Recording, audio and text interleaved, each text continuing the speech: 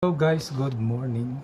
So, ayan guys, sasagot lang ako guys sa mga tanong nila na bakit daw tayo nag-apply ng Canada, na may trabaho naman daw tayo dito sa Saudi Arabia, dito sa Kingdom of Saudi Arabia.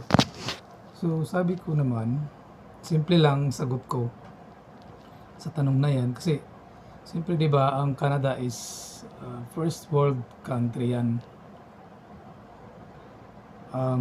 Mataas yung seguridad, yung security ng ating pamumuhay, lalong-lalo na sa ating pamilya. Gusto natin ma-secure, di ba?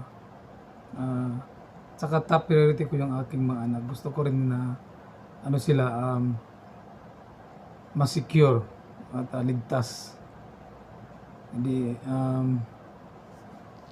katulad sa Pilipinas na, di ba?